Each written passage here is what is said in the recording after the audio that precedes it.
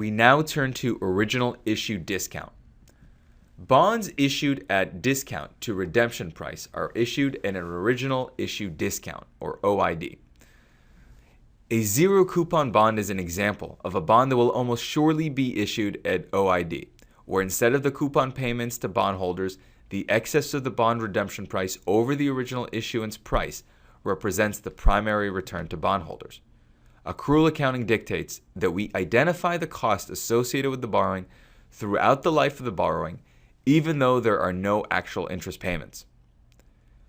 Annual amortization expense is recognized for every period over the life of the borrowing, usually reported within interest expense on the income statement.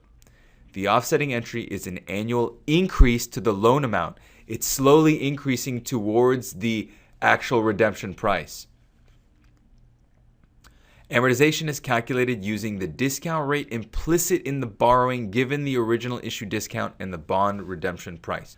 Right now we turn to original issue discount with a coupon. So this is really quite similar. The only difference is there's a coupon payment that is being made. It's just not enough to justify issuing the bond without a discount. So a coupon paying bond can still carry an original issue discount if the coupon rate is deemed too low.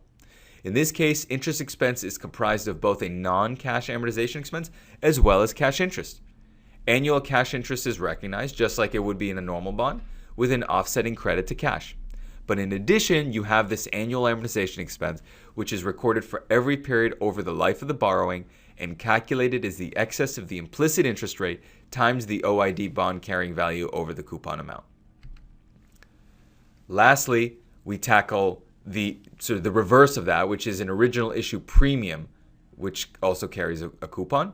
So a bond can also be issued at a premium to the redemption price if the coupon rate is deemed too high.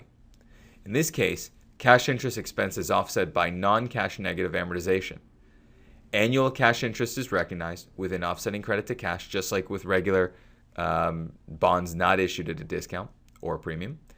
But in addition, when you have an OIP or an original issue premium, you record annual negative amortization expense for every period over the life of the borrowing, and it's calculated as, again, the implicit interest rate times the OIP bond carrying value minus the coupon amount.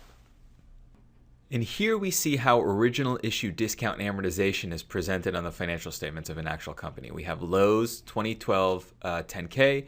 In their footnote, this is actually their fiscal 2013. February 1st, 2013 is their fiscal year end.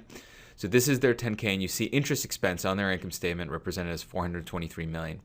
Well, a component of that, albeit a small component, is the amortization of an original issue discount bond.